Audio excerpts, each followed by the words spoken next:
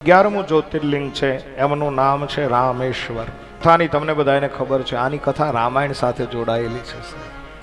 ભગવાન રાઘવેન્દ્ર સરકાર ત્રેતા યુગની અંદર દશરથ અને કૌશલ્યાને ત્યાં અવતરિત થયા. 14 વર્ષનો વનવાસ દરમિયાન રાવણે સીતાજીનું હરણ કર્યું. અને એ સીતાજીને લેવા માટે ભગવંત રાઘવેન્દ્ર સરકાર સમંદર ઉપર સેતુ તૈયાર કર્યો.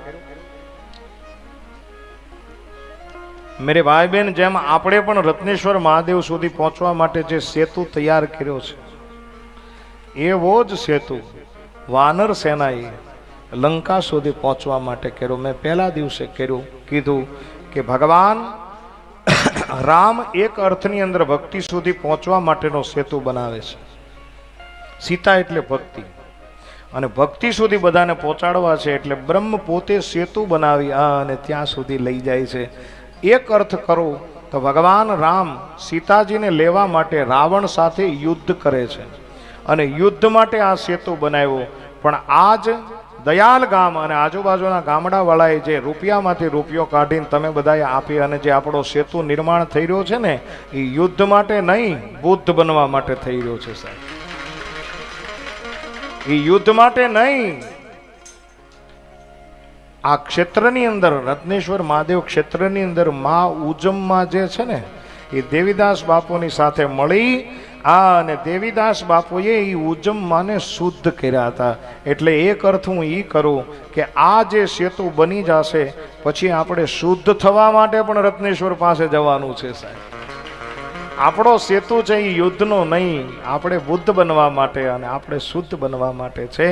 ભગવાન રાઘવેન્દ્ર સરકારે સેતુ જ્યારે બંધાયો ત્યારે એવી પ્રાર્થના કરી, તમામ લોકોને કહ્યું કે હું અહીંયા ભગવાન શિવનું પ્રસ્થાપિત કરવા માંગુ છું.